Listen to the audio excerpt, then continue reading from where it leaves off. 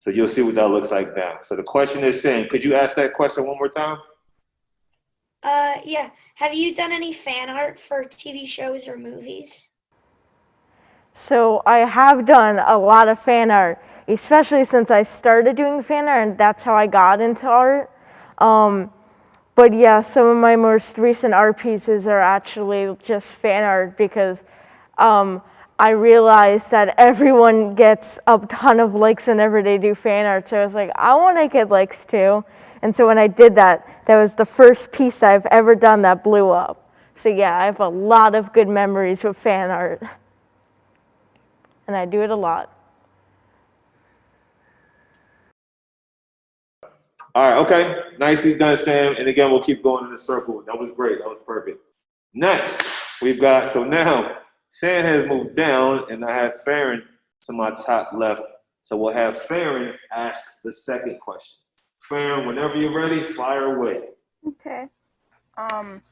Who or what would you say is your main inspiration?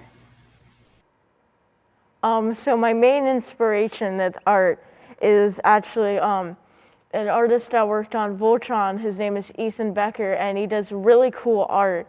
And I look up to him a lot because he's just a really good like game character designer and stuff. And he does like really good storyboards and background designs, and I just really love his art a lot. Now, moving right along, we got Grace in our top right. So we'll have Grace ask the third question. So far, so good. Everybody's rocking out. Grace, whenever you're ready, fire away. All right, what is your favorite hairstyle to draw? So my favorite hairstyle to draw is curly hair, but when it comes to coloring, that's probably the hardest one to do since it's like just all random things and it's hard. So I have to say for like drawing, like doing the line art and stuff, curly hair is my favorite. But for coloring, I love straight hair since it's very simple. No matter if it's long, short, I do not care. All right, finally, we've reached Aurelia. You're at our bottom left, but Aurelia is next up to bat. Aurelia, when you're ready, let's hit Mike with another great question.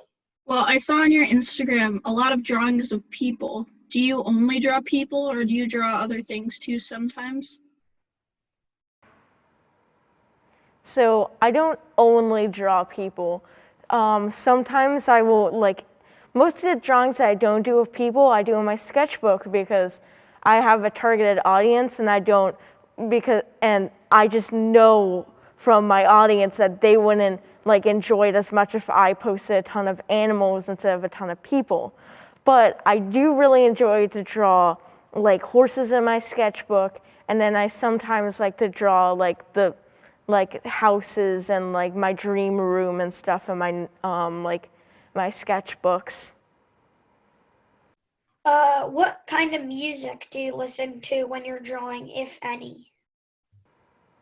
So when I don't really listen to music when I draw, which is kind of weird to think about it because like every other time I ask someone like they listen to music, but I often just listen to people just rant about things, aka listen to podcasts. So me, a person that listens to podcasts, is now on a podcast. So, do you have a particular snack you like to eat while drawing? So I don't really eat snacks when I draw since I often draw on my bed and I don't want to get like crumbs or anything in my bed. So there are no snacks I eat while I draw. What would you eat? Oh. This would be fair and follow-up question. What would you eat? What was your favorite snack? Or one of your favorites? I like Ruffles potato chips, cheddar and sour cream. Do you ever get artist block? So I suffer from artist block a lot of times, and it's annoying every time. And I'm suffering from it right now. So I had because like I have a lack of creativity right now, so I have to literally search up other people's prompts so I can continue making more art. Do you ever draw landscapes? So I kind of hate drawing landscapes, and the reason why is because they're just like, it's weird to say this, but they feel really complicated, and I just have a lot of trouble doing them. I've had this problem for a long time, but yeah, I'm just not that great at landscapes. When did you start drawing? So I started taking drawing like really seriously at the beginning of the 2020 summer because I had nothing to do, but I really knew I liked to draw, so I wanted to get deep into studies. And so for like the very like beginning of the summer, mid of summer, I was just deep into studies and like practicing. And even at like the end of the summer too, and I still do it a ton. But yeah, I'd like to say that my art career really started at the beginning of the summer in 2020.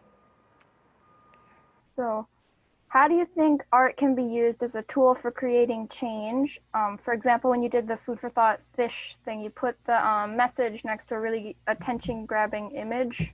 How do you think it can be used as a tool? So I think art can be used like to make change by like just, there are multiple things that you can use it for, but like art captivates people and people like to see art. And by taking in people with art, you can teach them a lesson and show them what's happening and just show them things. That's why on the news they share pictures, because it gets you captivated and it keeps you listening. If there are things moving or is there something that you can, like there's something pretty in front of you, people will be drawn to that. And if you can put a message in that, then they can like understand how you feel or learn something new and also like see your art. Have you ever drawn dancing stick figures? Yes, I have drawn dancing stick figures, and that's not it. I've drawn fighting stick figures, I've drawn stick figures and anything that you can imagine, because stick figures are easy to draw and they're beautiful. I see how you have some drawings inspired by the current political state on your Instagram. Do you ever use world events to inspire your drawings? So, and a lot of my art, actually, what's going on in the world inspires it. And like, I realized, like, in some of the art that I do, it's like, why do I not see things of this? Or like, why do these people why do I never see art of these type of people? And then like, art also inspires what I do because because I like look like a lot of the people around me and like a lot of the things that I see are like political, and I also see a lot of art, and so it's just natural for me to put politics and political things and like it just into my art and like put it into what I do. So yeah, I do put a lot of political art up, and some of it isn't obvious and some of it is. All right. Why do you draw? Like, what's in it for you? So the reason why I like take time to draw and put it up is because, well, first off, I want to share like a message with my art, and I want to be able to have an audience that I can like show them what's going on, and I can share like what I believe with people.